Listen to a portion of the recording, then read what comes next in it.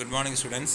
ഇന്ന് നമ്മൾ നോക്കാൻ പോകുന്നത് ഇന്ത്യൻ കോൺട്രാക്റ്റ് ആക്ടിലെ നെക്സ്റ്റ് എസെൻഷ്യൽ ആയിട്ടുള്ള കൺസിഡറേഷൻ എന്ന് പറഞ്ഞ ടോപ്പിക്കിനെയാണ് കുറച്ചുകൂടി നമ്മൾ വിശകലനം ചെയ്യുന്നത്. കൺസിഡറേഷൻ എന്ന് പറഞ്ഞു കഴിഞ്ഞാൽ എന്താണെന്ന് ചോദിച്ചു കഴിഞ്ഞാൽ അതൊരു നമ്മൾ മറ്റൊരു വ്യക്തിക്ക് ഒരു ഇത് കൊടുത്തു. അതായത് എ വന്നിട്ട് പറയാണ് ഞാൻ നിങ്ങളുടെ കാറ് ഞാൻ വാങ്ങിക്കൊള്ളാം എന്ന് പറയുന്നു. ആ കാറ് കൊടുക്കുന്നതിനും ബി പറഞ്ഞ വ്യക്തി കാറ് കൊടുക്കുന്നതിനും എ പറഞ്ഞ വ്യക്തി അതിനുള്ള പൈസ കൊടുക്കുന്നതിനും ഉള്ള ആ ഒരു പൈസയാണല്ലോ കൊടുക്കുന്നത്. ഈ വ്യക്തി ബി പറഞ്ഞ വ്യക്തി കാർ ഇങ്ങോട്ട് കൊടുക്കുന്നു, മറ്റേ വ്യക്തി പൈസ അങ്ങോട്ട് കൊടുക്കുന്നു അല്ലേ. ആ ഒരു കൊടുക്കലിനെയാണ് അല്ലെങ്കിൽ ആ ഒരു ഗിവിങ്ങിനെയാണ് നമ്മളിവിടെ കൺസിഡറേഷൻ എന്നുള്ളത് കൊണ്ട് നമ്മൾ ഉദ്ദേശിക്കുന്ന ഒരു കാര്യം. ഇവിടെ നിങ്ങൾക്ക് നോക്കി കാണാൻ പറ്റും. According to section 2D of contract act, consideration is the act of doing something or to abstain from doing something by promisor either in past, present or future എന്നിവിടെ പറയുന്നുണ്ട്. അപ്പോൾ ഇതിൽ പറയുന്നതെന്ന് വ്യക്തമായി മനസ്സിലാക്കാം. Consideration is the act of doing something or to abstain from doing something, അതായത് ചെയ്യാനായി പോകുന്നതോ അല്ലെങ്കിൽ ചെയ്യുന്നതോ ആയിട്ടുള്ളൊരു കാര്യം. ഇവിടെ അടിയിൽ നോക്കി നമുക്ക് ഒന്നുകൂടി വിശകലനമായിട്ട് ചെയ്യാൻ മനസ്സിലാവും. Consideration means mutual performance of promises. It flows from both the parties. Therefore charity is not consideration under Contract Act. If something is done in good faith on the basis of a promise, it constitutes consideration for that promise. അപ്പോൾ ഞാൻ നേരത്തെ പറഞ്ഞ തന്നെ A പറഞ്ഞ വ്യക്തി B പറഞ്ഞ വ്യക്തിക്ക് ഞാൻ 5 ലക്ഷം രൂപയ്ക്ക് നിൻ്റെ കാർ ഞാൻ വാങ്ങിച്ചു കൊള്ളാം എന്ന് എ ബിയിനോട് പറയുന്നു. ബി പറയാണ് ശരി ഞാൻ എൻ്റെ കാറ് നിങ്ങൾക്ക് തരാം എന്ന് പറയുന്നു. ഓക്കെ, അപ്പോൾ ആ ഒരു കോൺട്രാക്റ്റിനെയാണ് നമ്മളിവിടെ ഈ ഒരു കൺസിഡറേഷൻ അല്ലെങ്കിൽ അതിൽ പറയുന്ന ആ ഒരു വാഗ്ദാനം കൊടുക്കലുണ്ടല്ലോ, അതാണ് കൺസിഡറേഷൻ എന്നുകൊണ്ട് നമ്മൾ ഉദ്ദേശിക്കുന്ന ഒരു പ്രധാനപ്പെട്ട കാര്യം. ഇവിടെ നിങ്ങൾക്ക് നമ്മൾ ടെക്സ്റ്റ് ബുക്കിൽ എഴുതിയിരിക്കുക നോക്കുകയാണെങ്കിൽ കാണാം. A contract must be made for lawful consideration and agreement without consideration is a bare promise and is not binding on the parties. അപ്പോൾ കോൺട്രാക്റ്റിൽ എന്തായാലും അങ്ങോട്ടും ഇങ്ങോട്ടും എന്തെങ്കിലും കൊടുക്കലും വാങ്ങലും ആയിട്ടുണ്ടാവും അല്ലേ. ഏതൊരു കോൺട്രാക്റ്റാണ്, ബിസിനസ് കോൺട്രാക്റ്റ് ആണെങ്കിലും അത് കുറച്ച് സപ്ലയർ മെറ്റീരിയൽസ് ഇങ്ങോട്ട് തരുന്നു, അറ്റ് ദ സെയിം ടൈം നമ്മൾ അവർക്ക് ക്യാഷ് കൊടുക്കുന്നു. അപ്പോൾ ക്യാഷ് കൊടുക്കുക എന്നുള്ളത് നമ്മുടെ ഭാഗത്തു നിന്നുള്ള കൺസിഡറേഷൻ, മെറ്റീരിയൽസ് തരിക എന്നുള്ളതാണ് അവരുടെ ഭാഗത്തു നിന്നുള്ള കൺസിഡറേഷൻ എന്ന് പറയുന്ന ഒരു കാര്യം. അപ്പോൾ ഇവിടെ നിങ്ങൾക്ക് നോക്കി കാണാൻ പറ്റും. അക്കോർഡിംഗ് ടു ബ്ലാക്ക് സ്റ്റോൺ എന്താണ് ഇദ്ദേഹം പറയുന്നത്? Consideration is the recompense given by the party contracting to the other. അതവിടെ പറയുന്നത് കണ്ടോ. Consideration is the recompense given by the party contracting to the other എന്നിവിടെ പറയുന്നുണ്ട്. പിന്നെ മാത്രമല്ല പിന്നെന്താ പറയുന്നത്, അതാണ് ബ്ലാക്ക് സ്റ്റോൺ പറയുന്നത്. Thus consideration is something of value which the promisee has gives or promise to give. കണ്ടോ, അപ്പോൾ ബി പറഞ്ഞ വ്യക്തി പൈസ കാർ കൊടുക്കുന്നു, എ പറഞ്ഞ വ്യക്തി പൈസ ബിക്ക് കൊടുക്കുന്നു. ആ അതേ കാര്യം തന്നെ ഇവിടെ പറയാം. അപ്പോൾ ഇതാണ് കൺസിഡറേഷൻ എന്നുള്ളതുകൊണ്ട് നമ്മൾ പ്രധാനമായിട്ടും ഉദ്ദേശിക്കുന്ന ഒരു കാര്യം. ഇപ്പോൾ നിങ്ങൾക്ക് നോക്കി കാണാൻ പറ്റും എന്താണ് കൺസിഡറേഷൻ. സംതിങ് ഇൻ റിട്ടേൺ, കുറച്ചും കൂടി ലളിതമായി ഞാൻ ഇവിടെ ഒരു എക്സാമ്പിൾ പോലെ എഴുതിയിരിക്കുന്നു മാത്രം. Consideration is something in return അല്ലേ. A offers B to sell the car at 1 lakh rupees. B accepts the same. Now for A, consideration is rupees 1 lakh and for B, consideration is a car.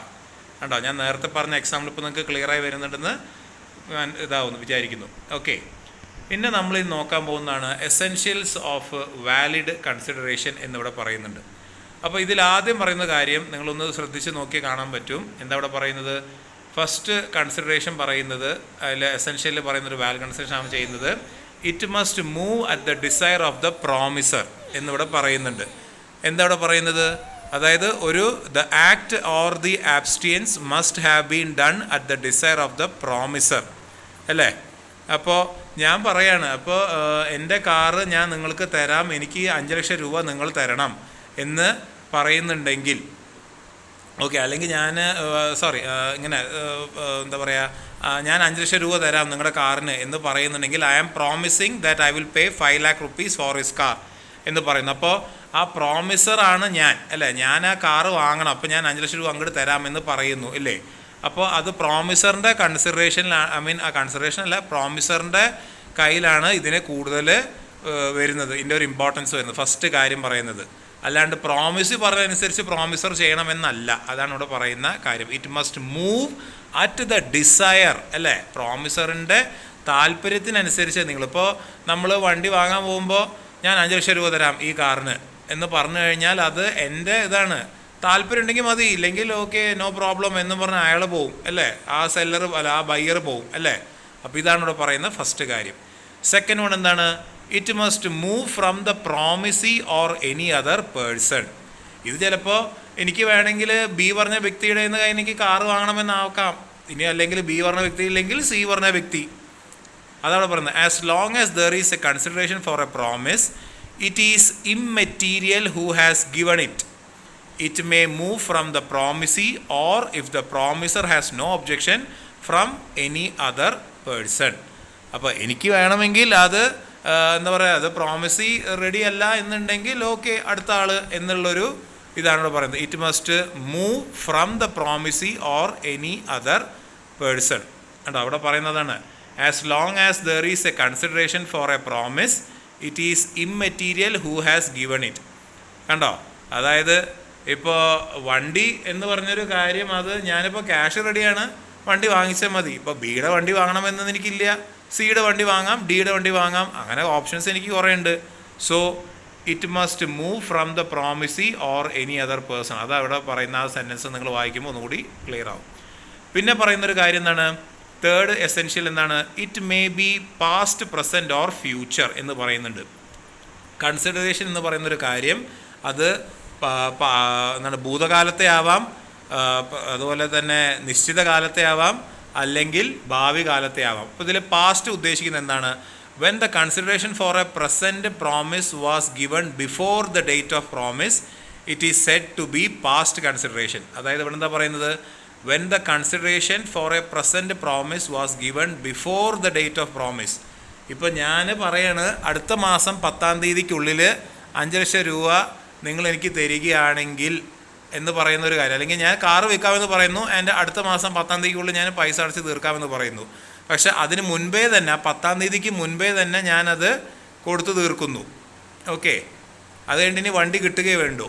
അതാണ് ഈ പറയുന്ന past consideration എന്ന് പറയുന്നത്. ഇപ്പോൾ നമ്മൾ പുതിയൊരു car വാങ്ങാൻ പോകുമ്പോൾ നമ്മൾ കാറ് കംപ്ലീറ്റ് ആയിട്ട് ബുക്കിങ്ങും പരിപാടിയെല്ലാം ചെയ്ത് കഴിഞ്ഞതിന് ശേഷമല്ലേ നമ്മൾ കുറച്ചു കാലം കഴിയുമ്പോൾ we are getting the car, അല്ലേ? അപ്പോൾ ഇതൊരു പാസ്റ്റ് കൺസിഡറേഷനിൽ നമുക്ക് വേണമെങ്കിൽ വിശേഷിപ്പിക്കാം.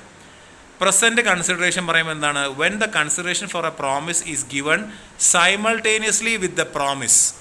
അപ്പോൾ അത് നമ്മൾ കടകളിൽ നമ്മൾ സാധനം വാങ്ങിക്കാൻ മുമ്പ് ഞാൻ കാശ് അങ്ങോട്ട് കൊടുക്കുന്നു, ഒരു ചോക്ലേറ്റ് ഞാൻ ഇങ്ങോട്ട് വാങ്ങുന്നു.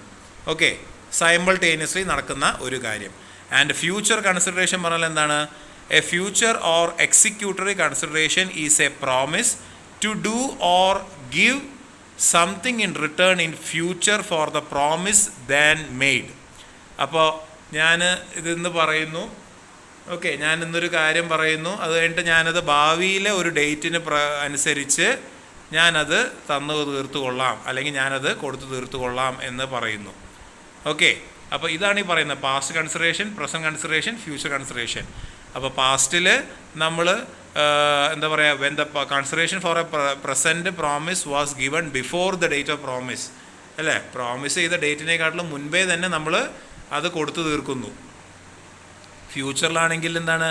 A future or executory consideration is a promise to do or give something in return in future. ഞാൻ തന്നത് കൊള്ളാം എന്ന് പറഞ്ഞ് ഒരു ഭാവിയിലെ ഒരു ഡേറ്റിനെ ബേസ് ചെയ്ത് പറഞ്ഞു. അപ്പോൾ അതായത് അടുത്ത മാസം നമുക്കൊരു കച്ചവടത്തിൽ ഏർപ്പെടാം എന്ന് പറയുന്നുണ്ടല്ലോ, അതാണ് ഫ്യൂച്ചർ കൺസിഡറേഷനിലൊക്കെ നമുക്ക് ഉദ്ദേശിക്കുന്ന ഒരു കാര്യം. ഓക്കെ, ബിസിനസ്സുകാർ ചിലപ്പോൾ അടുത്ത മാസം 10-ാം തീയതി എനിക്ക് ഇത്ര സ്റ്റോക്ക് വേണം, മെറ്റീരിയൽസ് 10,000 രൂപയുടെ സ്റ്റോക്ക് എനിക്ക് വേണം, അപ്പോൾ ഞാൻ 10,000 രൂപയുടെ പൈസ ഞാൻ തരാം, 10,000 രൂപയുടെ സ്റ്റോക്ക് നിങ്ങൾ തന്നാൽ മതി എന്ന് പറയുന്നത്. ഓക്കെ, പിന്നെ പറയുന്നൊരു കാര്യം എന്താണ്? It need not be adequate എന്ന് പറയുന്നുണ്ട്. It need not be adequate എന്താണ്? അതായത് inadequacy of the consideration is no ground for refusing the performance of the promise unless it is evidence of proof എന്ന് പറയുന്നുണ്ട്. എന്താണ്? Inadequacy of the consideration is no ground for refusing the performance. അപ്പോൾ അതായത് ചെയ്യണമെന്നുണ്ട് ഇല്ല, അല്ലേ? Inadequacy of the consideration okay is no ground for refusing the performance of the promise. അപ്പോൾ നിങ്ങളിത് തരാമെന്ന് പറഞ്ഞതല്ലേ, നിങ്ങളിത് ചെയ്യാമെന്ന് പറഞ്ഞതല്ലേ എന്ന് പറഞ്ഞിട്ട് ചോദിക്കാനായിട്ട് നമുക്കതിന് ഒരു ഇതില്ല. ഓക്കെ, അപ്പോൾ ഇതെല്ലാം ഇത് നടന്നു കഴിയുമ്പോഴാണ് ഇതെല്ലാം നടക്കുള്ളൂ അല്ലേ. അതായത് സാധനം അങ്ങോട്ട് പൈസ കൊടുക്കുന്നു, നമ്മൾ ഇങ്ങോട്ട് വാങ്ങുന്നു, ആ ഒരു ഇത് നടന്നു കഴിഞ്ഞാൽ ഇതൊക്കെ സംഭവിക്കത്തുള്ളൂ. അപ്പോൾ അതാണ് it need not be adequate എന്ന് പറയാനുള്ള കാര്യം.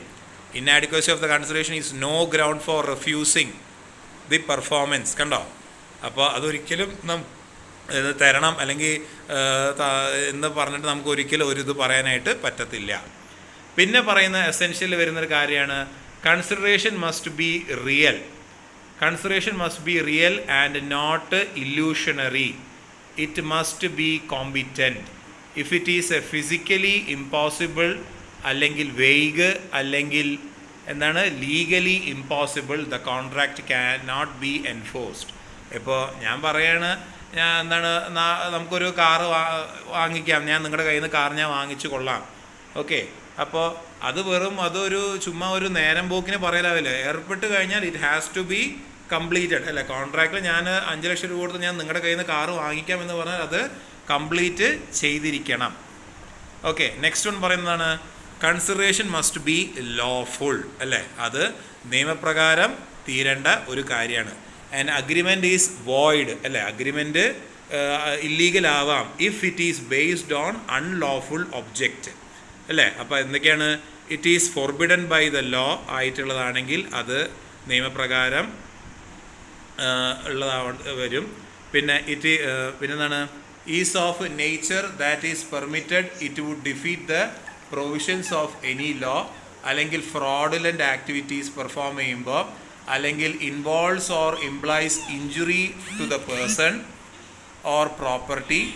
And last one, the court regards it as immoral. അപ്പോൾ ഇങ്ങനത്തെ കൺസിഡറേഷൻസ് വരുമ്പോഴൊക്കെ നമുക്കതിന് ഒരു ഇത് വരാൻ സാധ്യതകൾ കൂടുതലാണ്. ഓക്കെ, അപ്പോൾ അതൊരു നിയമപ്രകാരം നടക്കേണ്ട കാര്യമാണ്. ആൻഡ് ലാസ്റ്റ് വൺ എന്താണ് പറയുന്നത്? It must be something which the promisor is not already bound to do. It must be something which the promisor is not already bound to do. അപ്പോൾ ഇവിടെ പറയും നോക്കാം, a promise to do what one is already bound to do either by general law or under an existing contract is not a good consideration for a new promise എന്നിവിടെ പറയുന്നുണ്ട്. എന്താണ്? A promise to do something already bound to do either by general law or under an existing contract. അപ്പോൾ അതാണ് it must be something which the promisor is not already bound to do എന്നിവിടെ പറയാനുള്ള കാര്യം. Okay, so these are the essentials of a valid consideration. Thank you.